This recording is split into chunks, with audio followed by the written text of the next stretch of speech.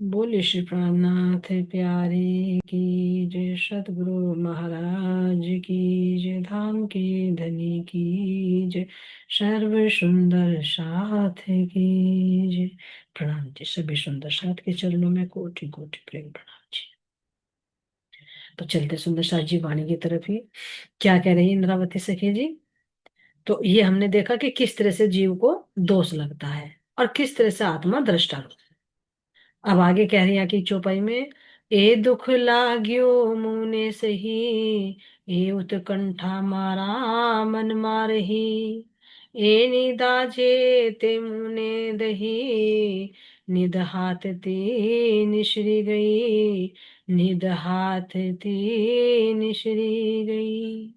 क्या कह रही इंद्रावती सखी जी? मेरे मन में उस समय सुंदर साथ की सेवा करने की प्रबल चाहना थी। जब बात कर रहे हैं कि मेला करने की मेरे दिल में इच्छा थी, तो मेरे मन में उस समय सुंदर साथ की सेवा करने की प्रबल चाहना थी। किंतु यह तो निश्चित है कि उसकी पूर्ति न हो पाने का मुझे आज भी कष्ट है। लेकिन ये इच्छा क्यों है सुंदर साथ जी विचार, अभी भी क्यों है इंद्रावती जी के अंदर? क्योंकि अभी कार्य पूरा नहीं हुआ। ये मूल से ही इच्छा है इंद्रावती जी के अंदर। तो अभी वो कार्य पूरा नहीं हुआ तो दिल में है, और जब पन्ना जी में जाकर पूर्ण होगी तो तब शांति। क्योंकि ये कार्य होना है ना, इसीलिए अभी दिल में इच्छा बरकरार है। बीज रूप प्रकट तो हो करनी चाहिए, संपूर्ण पूर्ण तो करनी चाहिए, लेकिन नहीं हुई ना, तो अभी वो बीज रूप में अंदर पड़ी है। क्योंकि वो कार्य भी होना है, तो ये भी धनी के हुक्म से ही हो रहा है सुंदर साथ जी। ये इंद्रावती जी सोचे कि ये मेरी वजह से हो रहा, मैं कर रही हूँ, मेरे अंदर भाव आया था, नहीं। ये धनी के हुक्म से ही पूर्ण नहीं हुई, तो ये दुख का कष्ट का भाव भी अभी इंद्रावती जी के अंदर क्यों डाल रखा धनी ने? क्योंकि ये कार्य अभी आगे होना है। अगर बीज ही नहीं होगा तो आगे कार्य कैसे हो? तो इसलिए कह रहे हैं कि ये मुझे आज भी कष्ट है, सेवा का स्वर्णिम अवसर खो देने की पीड़ा की अग्नि। ये है, ये स्वर्णिम अवसर। क्यों? क्यों कह रही स्वर्णिम अवसर सुंदर शाह जी? सेवा का स्वर्णिम अवसर क्यों है? क्यों कह रही? क्योंकि परम धाम के अंदर ये सेवा का मौका मुझे मिलेगा ही नहीं। तो ये मौका तो मुझे यही मिल सकता है, और ये मौका मेरे से चूक गया तो मुझे तो बड़ा कष्ट होगा। तो इसीलिए कह रही हैं कि ये सेवा का स्वर्णिम अवसर खो देने की पीड़ा की अग्नि आज भी मेरे हृदय को जला रही है, यानी दुखी कर रही है। तो धनी तो दुख देते ही नहीं, ये तो बीज रूप में डाल रखा है, क्योंकि पन्ना जी में जाकर ये सेवा उनको मिलेगी। बस रूप परिवर्तित हो जाएगा, बाहर की सेवा ना होकर ये अंदर की सेवा होगी। तो अब यहाँ पर सुंदर शाह जी आइए। जान्यू लाभ माया नो लेशु, निंद्राने वासो देशु, धनी ने चरणे रहशु, माया कहे से ते सर्वे सहेशु। मैंने तो यही सोचा था कि मैं लौकिक सुखों का मोह छोड़कर, मैंने तो पहले यही सोचा था कि मैं लौकिक सुखों का मोह छोड़कर इस नश्वर जगत में सुंदर साथ की सेवा का अलौकिक लाभ लूंगी।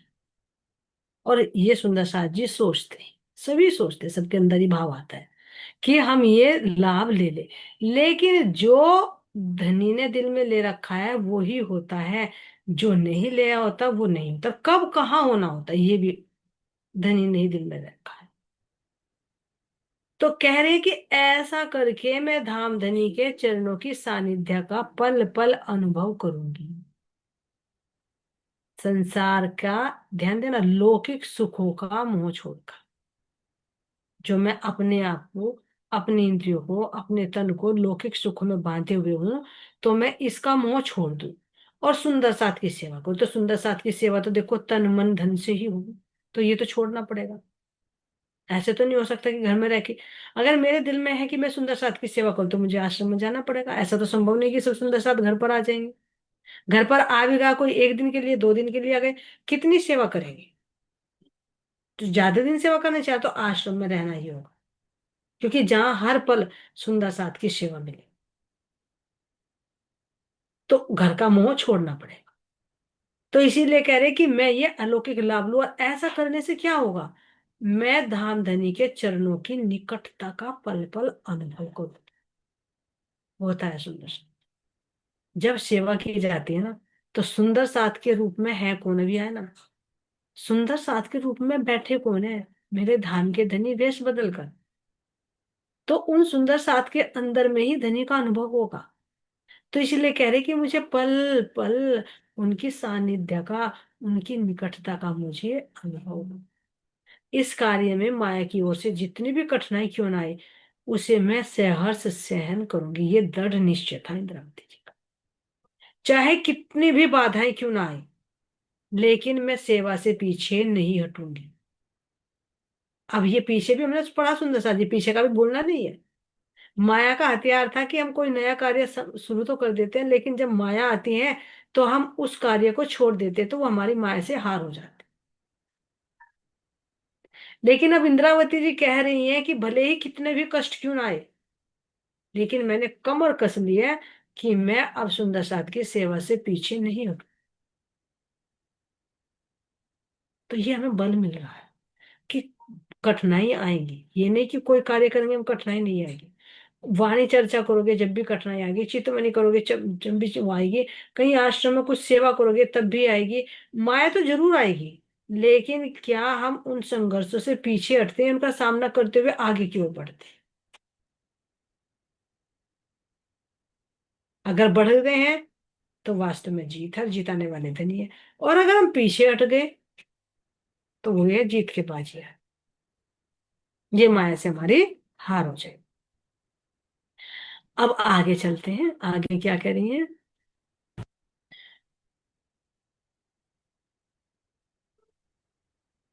भावात्म में बोल रहे हैं स्वामी जी। यह प्रसंग उस समय का है जब श्री मिहिराज जी बाल बाई के आग्रह पर सतगुरु महाराज जी के चरणों में आते हैं।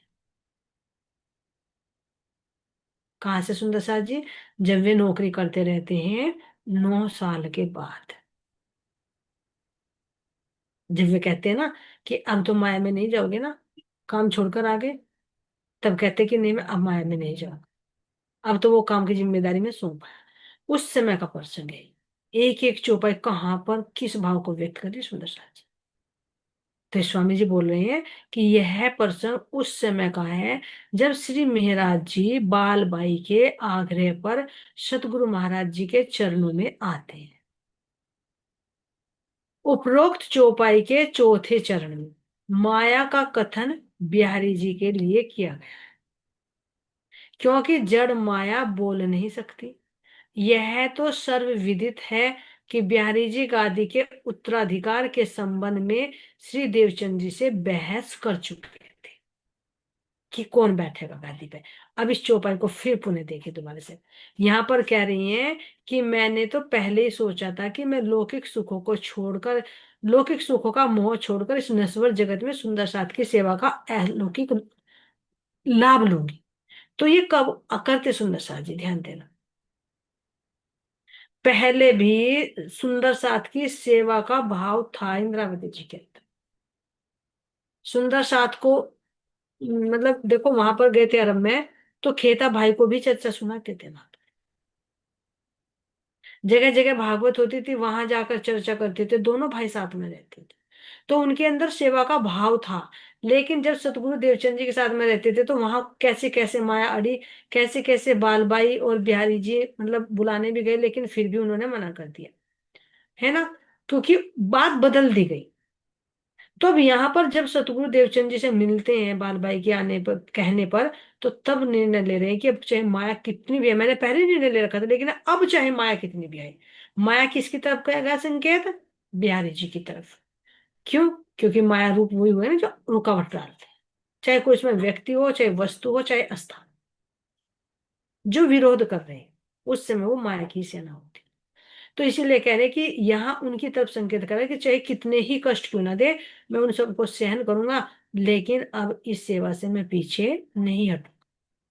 भले ही गादी पर बिहारी जी को बैठा दिया जाए, कह रहे हैं कि पहले ही बात कर चुके थे कि गादी की कहीं गादी बिहारी जी को उनको ना मिल जाए, मेरे राज्य में गादी मुझे मिलनी चाहिए। तो इसलिए कह रहे हैं कि वे पहले ही बहस कर चुके थे।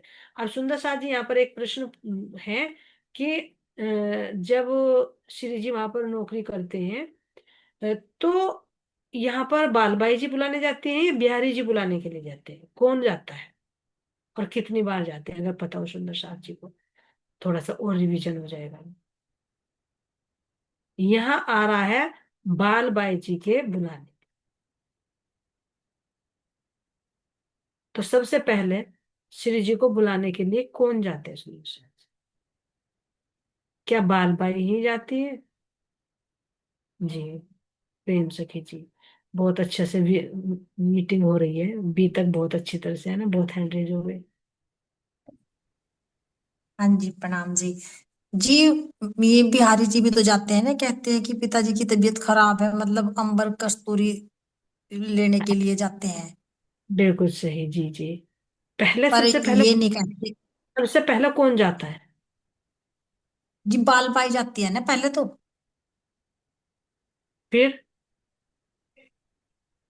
जी, बिहारी जी भी जाना जी की बीमार है, तबीयत खराब है, पर वे ऐसा नहीं कहते कि तुम्हें सतगुरु ने बुलाया। बस अब हाँ यही मांगे है जी, जी। अंबर कस्तूरी। गुड्डी जी, हाँ चलो बहुत अच्छा बता दो। गुड्डी जी आप बताइए, कितनी बार जाते हैं बिहारी जी और कितनी बार बाल बाई जी जाती है? आप जी प्रणाम जी। हाँ प्रणाम जी, जी। पहले तो बिहारी जी जाते हैं 2 बार बुलाने के लिए उनको। एक बार तो मैं ऐसे ही जाते हैं, बात करते हैं, फिर अंबर कस्तूरी लेने जाते हैं कि उनका स्वास्थ्य खराब है। और फिर बाद में बालबाई जी जाती हैं उनके पास कि तुम्हें 2 बार बिहारी जी को भी बुलाने के लिए भेजा है और तुम उनके कहने पर भी नहीं आ रहे हो, और मैं तो अब आग्रह करके बुलाने आए हूँ, चलो तुम क्यों नहीं जा रहे हो। मतलब यहाँ पे उन्होंने ऐसे विनती करके बात, पूरी बात भी बताई थी उन्हें, क्योंकि बिहारी जी ने नहीं बताई थी ना उनको पूरी बात, कि उनकी मतलब वो आपको ही बुला रहे हैं, आपके लिए ही तड़प रहे हैं। तो फिर तो उन्होंने तीन, बोला था कि मुझे तो ये बात किसी ने बताई ही नहीं।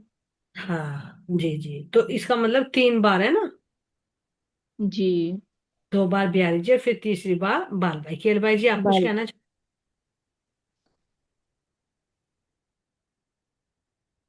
राम जी, बस यही बताना चाहती है, गुरु जी ने बता।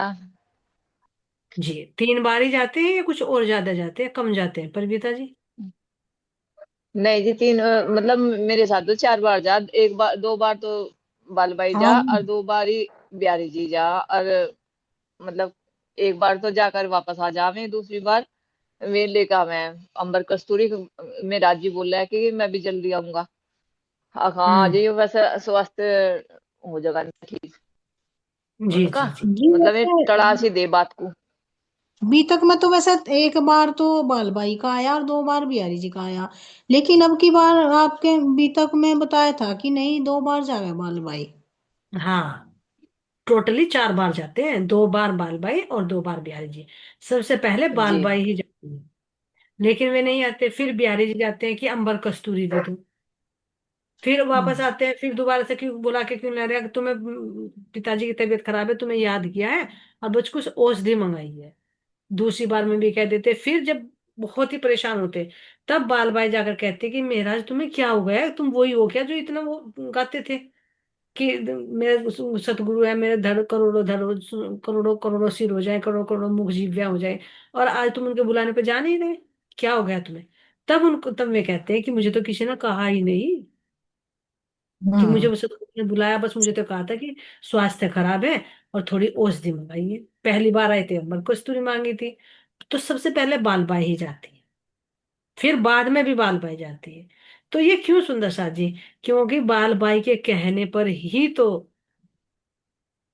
ये भेदभाव हुआ था, प्रणाम। ये अंतर हुआ था। तो हम्म। उन्हें ही बुलाया गया फिर। जी, प्रणाम भी तो उनके कहने से ही नहीं दी थी जी। हाँ, वही वही था। कि मैं कुएं में कूद के अपनी जान दे दूंगी, ऐसा कह तो ये देता कुछ। उस समय का पर्सन है सुंदर साथ जी, ये बहुत अच्छा है ना, सभी सुंदर साथ में बता दिया। तो अब यहाँ कह रहे सुंदर साथ जी है कि बालबाई ने जब कह दिया, तो तब मेहराज जी यहाँ पर आते हैं।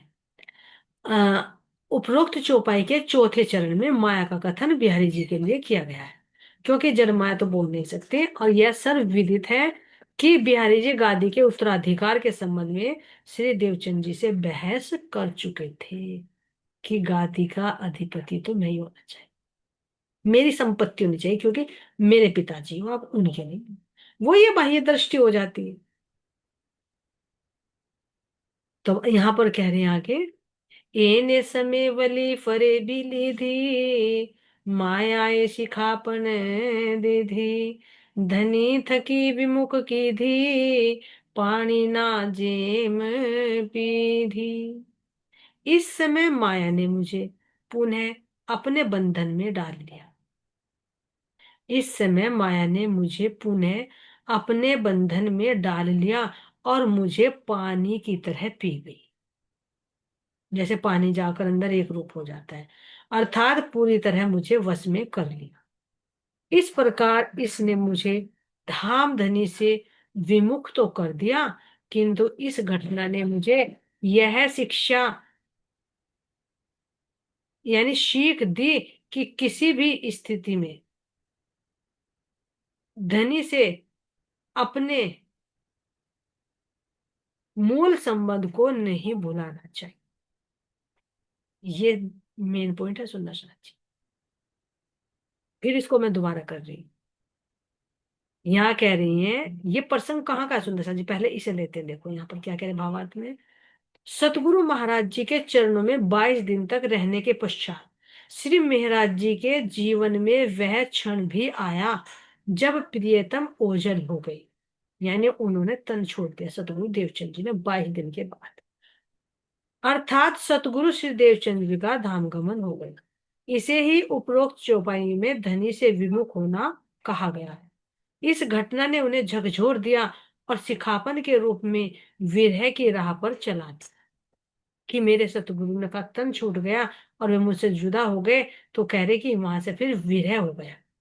इस संबंध में प्रकाश हिंदुस्तानी के प्रकरण 5 की 15 से 17 का चौपाई का कथन है। चतुर्दशी बुधवारी भई, सनंद सर्वे श्री बिहारी जी सो कही, मध्य रात पीछे किया परयान, बिहारी जी को शुद्ध भई कछु जान। अब इंद्रावती जी यहाँ पर क्या कह रही है।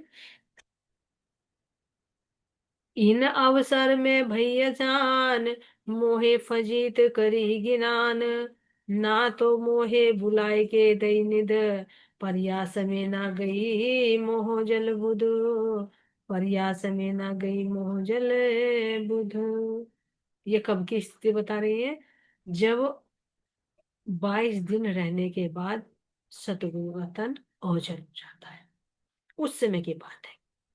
तो यहाँ एक बार मैं फिर दोबारा से रिपीट कर रही हूँ वापस, क्योंकि चौपाइयों को उनको कहने हैं, जैसे माया पी गई ना पानी की तरह, ऐसे ही इंद्रावती जो सतगुरु कह रहे कि इस वाणी को हमें पानी की तरह पी जाना, अपने हृदय में रोम रोम में बसा लेना, कि इस समय माया ने मुझे पुनः अपने बंधन में डाल लिया। पहली बार तो झगड़ा हो ही गया था कि मुझे सतगुरु से अलग था मैं, और बहुत बार बुलाने पर मैं आया, माया से मैंने कह दिया कि नहीं मैं माया में नहीं जाऊंगा, मैं वहां का काम सौंप आया, लेकिन माया दूसरे रूप में आ गई कि सतगुरु ही ओझल हो गए। तो इसलिए कह रहे कि इस समय माया ने मुझे पुनः अपने बंधन में डाल लिया, अभी तो 9 साल के बंधन से तो छूट कर आए, और फिर तुरंत दूसरा बंधन डाल दिया कि मुझे 22 दिन का ही साथ मिला और मेरे सतगुरु अंतर ध्यान हो, फिर मुझे पुनः, पुनः मतलब दोबारा से अपने बंधन में डाल लिया और मुझे पानी की तरह पी गई, अर्थात मुझे पूरी तरह अपने वश में कर लिया। इस प्रकार इसने मुझे धामधनी से विमुख तो कर दिया, यानी तन से ओझल हो गए, किंतु इस घटना ने मुझे, ध्यान देना, तन से तो विमुख कर दिया, लेकिन इस घटना ने मुझे शिक्षा दी कि किसी भी स्थिति में धनी से अपने मूल संबंध को नहीं भुलाना चाहिए, चाहे कैसे भी। अब 9 साल तक के विरह में क्या इंद्रावती जी भूली है? नहीं भूली। तन से भले ही नजदीक ना हो, तो यही अब कह रही है कि भले ही मेरे सतगुरु का तन नहीं है, लेकिन मुझे अपने सतगुरु को नहीं भुलाना, मुझे हर पल याद रखना है। तो वे विरह की राह पर चल गई। तो ये हमें सिखापन क्या दे सुंदर सा जी। अब हम सोचे कि हमें सतगुरु तो हमें तन से नहीं दिख रहे, हमारे रामतन जी तो हमें तन से नहीं दिख रहे, हमारे प्राणनाथ जी तो तन से नहीं दिख रहे, महाराज जी तो हमें नहीं दिख रहे, तो क्या उनको भुला देना चाहिए? नहीं। पल पल उनको याद रखे। क्यों? क्योंकि वे पास में हैं। हम भले ही इन भौतिक नेत्रों से नहीं देख पा रहे, चमड़े की आंखों से, लेकिन अंदर से वो देख रहे हैं। धनी की नजर पल पल है, निमिक न छोड़े नजर से। तो हम कितना उनको याद कर रहे हैं, क्या हम कह रहे हैं, कितना स्मरण कर रहे हैं, उनको पल पल पता है। तो कभी ऐसी सिचुएशन बन जाए तो इंद्रावती जी पहले ही कह रही है कि ये सिखापन है कि यदि देह से अलग हो जाए तो भी हमें अपने धनी को भुलाना नहीं चाहिए। और ये प्रसंग केवल एक ही नहीं सुंदर शाह जी, अभी अपने बीतक में चले तो जब श्री जी अंतर ध्यान हुए थे, तो देखो छत्रसाल जी को भी कहा था, जब उन्होंने अपनी तलवार निकाल ली थी अपने आप को मारने के लिए, कि तुमने मुझे अब केवल तन समझा है, मैं तो पल पल तुम्हारे साथ। यही उन्होंने लालदास जी को कहा था, क्या तुमने केवल तन समझा है? नहीं, मैं पल पल तुम्हारे साथ। रामरतन महाराज जी जब दादा गुरु जी से पूर्ण आवेश की शक्ति लेकर आए, तब भी उन्होंने कह दिया था कि जहां इच्छा वहां जाकर विचरो। क्या वे भी तन के पीछे भागे? जब वो निधि मिल गई, गुरु रूप हो गए, गुरु हृदय में समाहित हो गए, एकाकार हो गए, तो फिर देह से अलग होना या एक जगह रहना कोई मायने नहीं रखता। लेकिन जब तक मायने रखता है, जब तक हम जागने के राह पर अभी चलते हैं। तो अब तो यहाँ पर उन्होंने पहले ही कह दिया था कि मैं तुम्हारे हृदय में विराजमान होऊंगा, तो देवचंद जी तो उनके हृदय में ही विराजमान होंगे सुंदर साथ जी। तो ये सिखापन हमें दे रहे, वे नहीं भूले, लेकिन हमें कह रहे कि हमें भूलना नहीं चाहिए। तो ये हमारा कौन सा साधन है सुंदर साथ जी याद रखने का? हमारे ये वाणी। जितना हम वाणी को चिंतन करेंगे, मंथन करेंगे, मनन करेंगे, आपस में सहूर करेंगे, बातें करेंगे धनी की, तो ये उनको याद करने के तरीके तो है। सेवा पूजा हुई, भजन कीर्तन हुए, सत्संग हुए, वाणी चर्चा हुई, चिरचनी हुई, ये सब धनी को याद करने के माध्यम ही तो है। हम्म। जी, इंद्रावती सखी जब 9 साल तक मतलब देवचंद जी से दूर रही, जब प्रणाम नहीं ली, तो जब तो कह सके जी कि विमुख, वन मतलब विमुख हो गए। विमुख तो हुए नहीं थे, लेकिन मैसेज जाहिर मैं मान सका है, क्योंकि मैं आई नहीं थी उनके पास।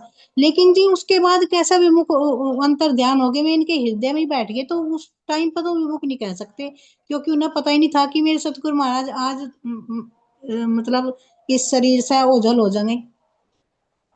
तो विमुक्त तो इसलिए कह रहे ना कि 9 साल के बाद तो मिले, और मिलने के बाद ही तन छोड़ दिया, तो क्या इसीलिए कह रहे कि मैं तो विमुख कर दी मुझे तो मेरे धनी से। विमुख, उनका मुख अंतर्मुखी होगा, मेरा भाई हो गया, क्योंकि उनको पता नहीं चला ना कि मेरे हृदय में बैठ गए वे। वो तो हर समय जाके हम्म। पता चला ना उन्हें, कल भी आया ना प्रसंग ये। हाँ सत्रह जी, सौ कल बारह मैं में उनके पढ़। धाम हृदय में विराजमान हो गए, लेकिन उनको पता नहीं रहा कि मेरे अंदर है। कल यही तो प्रसंग चला था कल का।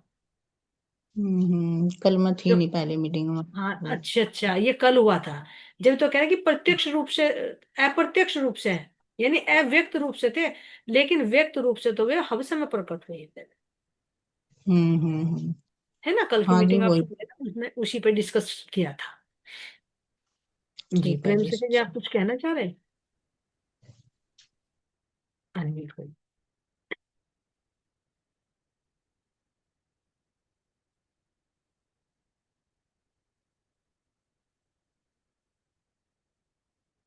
नहीं हो रहा है, नेट स्लो होगा शायद। हाँ जी, प्रणाम। हाँ जी, वैसे तो आपने बोल दिया जी, यही यही कहना चाह रही थी जी मैं, मतलब जैसे कि प्रत्यक्ष रूप में दिखाई दे रहे जी, बातें भी हो रही, लेकिन फिर वो तन ओझल हो जा, तो हाँ वो उसको कह विमुख रहे होना हैं, है विमुख जी। कर दिया। हाँ जी, दिखाई न देना, मतलब हृदय में भी हाँ बैठ कर, मतलब दिख तो नहीं रहे ना, बात तो नहीं कर सकते ना, अपने दिल की बात तो नहीं हाँ पूछ सकते ना, जैसे एक सामने बैठ कर बात करे जी, वो एक अलग ही आनंद हुआ है जी।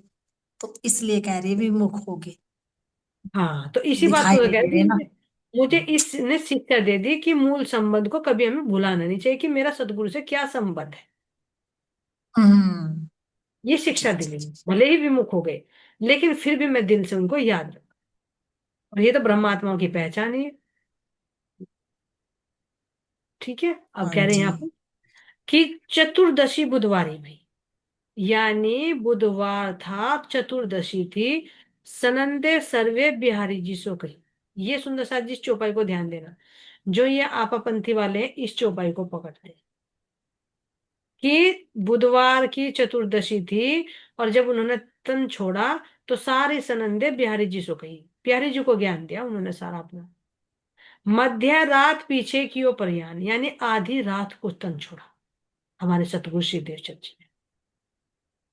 बिहारी जी को शुद्ध भई कछू जान, ये चीजें हैं। तो बिहारी जी को सारी शुद्ध हो गई, यहां से चलता है। और दूसरी ये ले लेते हैं कि इंद्रावती जी तो कह रही कि मैं तो इस समय अनजान बनी रही, मेरा तो फजीता इतना हुआ, और मुझे ना तो मुझे बुलाई निधि और या समय ना गई मोजल बुद्धि, मेरे अंदर तो मोजल की बुद्धि बज रही। इन दोनों चौपाइयों में मिलान करके कह देते हैं कि इंद्रावती जी के अंदर तो मोजल की बुद्धि थी, सौपन की बुद्धि थी, है ना। उन्हें बुलाकर ये निधि नहीं दी, लेकिन बिहारी जी को सारी सनंदे कह दी और उनको उनकी पहचान हो गई। यहाँ से बिहारी जी का ये मैटर है, ये पकड़ते हैं चौपाई। बहुत बड़ी बात है जी। और देखोगे तो दिखाई दे रही चौपाई यहाँ सही है, लेकिन इस चौपाई का सही है। मिलान कहाँ पर जाकर होता है, मार्फत सागर। हम्म। कि बिहारी जी से सनंदे कही है और इंद्रावती जी कह रही कि मैं मोहजल में डूबी रही, लेकिन हुक्म किसको दिया था? जागने का हुक्म तो प्राणनाथ जी को दिया था, क्योंकि चौपाई से चौपाइयों का मिलान होता है ना, तब खुलता है। अब खुलता है। अपने अपने अपने काम की चीज की चौपाई पकड़ ले और बस दूसरी छिपा दी गई, तो अंदर वहां। बनी। हम्म। ठीक है सुंदर शाह जी, अब अगर आप कहो तो ये किसकी है सुंदर शाह जी? प्रकाश हिंदुस्तान, प्रकरण 5 की 15 और 17वीं चौपाई। ठीक है। टाइम तो शायद कम रह गया होगा, ध्यान से। जी ले, चौपाई लो जी आप। हम्म, चौपाई ले। चलिए, तो यहाँ पर कह रहे हैं मध्य रात पीछे की ओर प्रयाण। मैं सोच रही हूँ उस चौपाई को खोलकर इसका भी मंथन कर लिया जाए, अच्छा जी, अच्छा। हाँ हाँ। क्योंकि प्रकाश चौपाई हिंदू, ली। हाँ प्रकाश हिंदुस्तानी और प्रकरण 5। करो जी जरूर, हमें नहीं पता जी। ये तो क्योंकि खुलासा हो जाता ना। हाँ जी, क्योंकि जी चौपाई भी बिखरी हुई पड़ी जी, और कहाँ जिनस से जिनस मिलाइए तब पाइए मायने मगज वाली चौपाई आवे जी, तो ऐसे बिखरी पड़ी जी चौपाई भी। प्रकाश हिंदुस्तानी है ना, हाँ जी। प्रकरण 5। दिखाई दे रही है आपको चौपाई?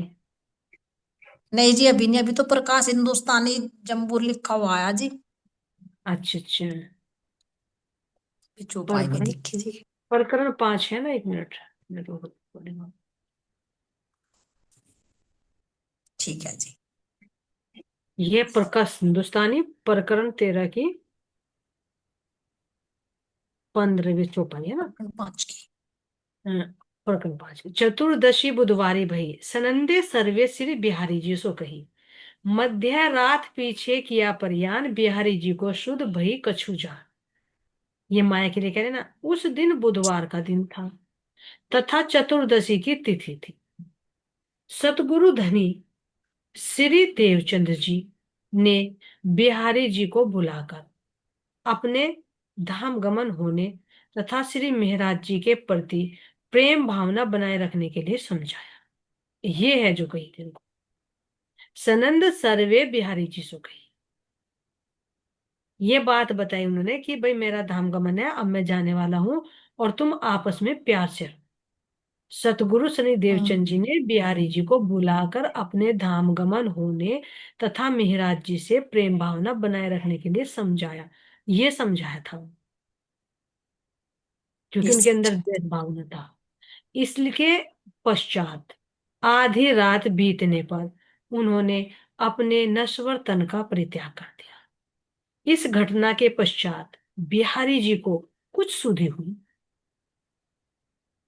अर्थात यह आभास हुआ कि मेरे पिताजी के धाम हृदय में स्वयं श्री राज जी ही लीला कर रहे थे। ये अनुभव हुआ। ये था प्रसंग जो कह रहे हैं ना इस चौपाई में कि सनंदे सब बिहारी जी से कही।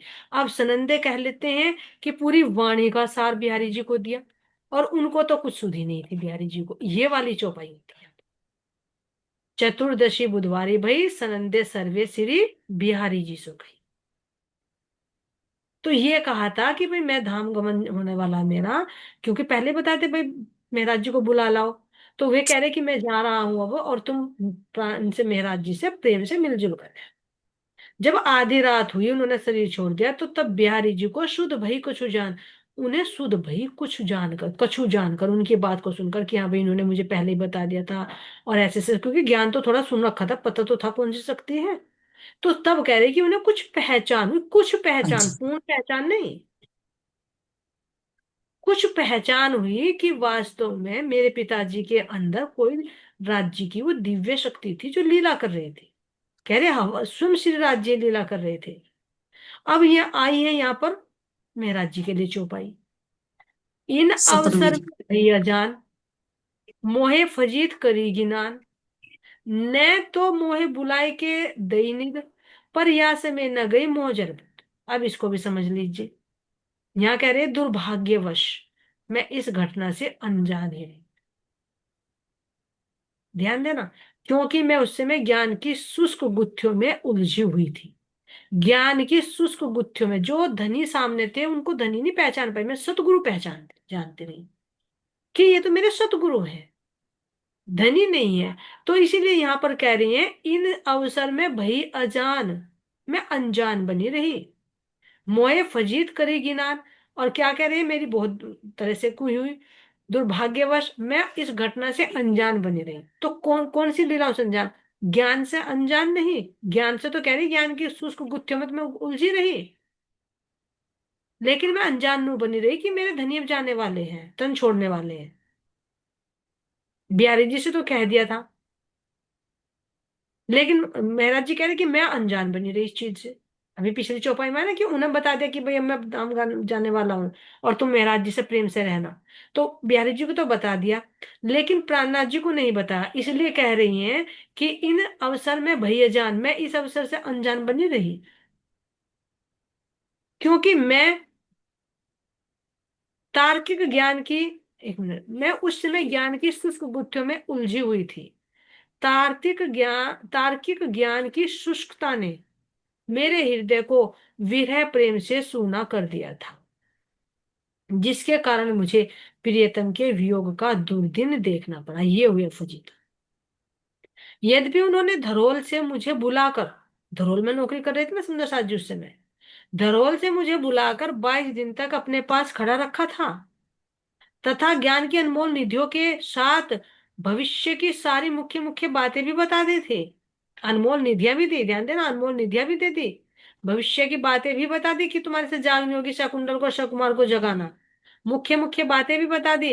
परंतु मेरे हृदय में अभी माया की बुद्धि निकल नहीं सकी थी। भावार्थ में क्या दे रहे सुंदर साथ जी यहाँ पर? निर्मल हृदय में स्थित शुद्ध ब्रह्म ज्ञान विरह प्रेम में डुबो देता है। जो निर्मल हृदय में जो स्थित होता है, जो शुद्ध ब्रह्म ज्ञान होता है, वो विरह प्रेम में डुबा देता है। किंतु तर्क और संशय से भरा हुआ ज्ञान हृदय को इतना शुष्क कर देता है कि उसमें विरह प्रेम की रसधारा नहीं बह सकती। रजोगुण और तमोगुण के संस्कारों के कारण ही विरह प्रेम का प्रकटीकरण नहीं हो पाता। इस स्थिति से निकालकर विरह प्रेम में डुबोने के लिए ही श्री राज जी ने श्री मेहराज जी को हावसे में भिजवाया, वो विरह करवाना। इसीलिए उस समय वो हृदय कठोर बना, जिससे अन्य सुंदर साथ को भी यह सीख मिल सके कि मात्र शाब्दिक ज्ञान के शुष्क तर्कों के तीरों से प्रियतम को नहीं पाया जा सकता, केवल कोरे ज्ञान से नहीं। इसके लिए विरह के आंसुओं से भीगा हुआ प्रेम भरा हृदय चाहिए। ये है सुंदर साथ इस चौपाई का भाव। क्यों? क्योंकि थोड़ा सा अभी तो ना 9 साल के विरह से आए थे, तो वो अभी प्रेम धनी के हुक्म से ही हृदय में नहीं आ रहा था। ये होना था ना कार्य, क्योंकि हवसा में होना था उनको विरह। तो यहाँ देखे तो विरह तो बिहारी जी को भी नहीं हुआ। समझ में आया? तो इसलिए कह रहे कि मैं इन समय इन अवसर में भैया जान, मोहे फजीत करी गिनान, न तो बोहे बुलाए के दई निध, मुझे तो बुलाकर निध दी थी, पर या समय न गई मोहजल बुद्धि, लेकिन मेरे मोहजल की बुद्धि नहीं गई। क्यों? क्योंकि अभी विरह प्रेम में डुबाना था। तो ये है सुंदर साथ जी हमारी इसकी जो साक्षी आ रही है, जो इसके अंदर है, हमारे रासग्रंथ के अंदर। अब इससे आगे सुंदर साथ जी लेंगे कल, आपके लिए इतना ही। अभी थोड़ा सा समय है। ये चौपाई का भाव हो गया सुंदर साथ जी। हाँ, अब आगे यहाँ पे कह रहे हैं, इन समय हुती माया की लहर, तो न आया आत्म को बेहर, तब मेरी निद गई मेरे हाथ, श्री धाम तरफ मुख किया प्राण। उपरोक्त चौपाई के प्रथम चरण में वली फिर का आशय यह है कि पहले उन्हें माया ने परेशान किया था, अर्थात सतगुरु महाराज जी के द्वारा प्रणाम ने स्वीकार किए जाने पर उन्होंने भी यह मानसिकता बना ली कि जब तक सतगुरु महाराज स्वयं नहीं बुलाएंगे तब तक मैं भी नहीं आऊंगा। प्रेम और समर्पण, ये था सुंदर साथ जी, प्रेम और समर्पण की राह में इस प्रकार की भावना करना कदापि उचित नहीं कहा गया है कि अगर सतगुरु के प्रति हम कोई बैर भाव बांधे कि जब तक वे नहीं बुलाएंगे मैं नहीं करूंगा, ऐसा नहीं होना चाहिए। ये इंद्रावती जी सिखापन दे रही है। यही कारण है कि उपरोक्त चौपाइयों में अपनी दोनों भूलों का वर्णन करने के संदर्भ में श्री महाराज जी ने पुनः यानी वली शब्द का प्रयोग किया है कि फिर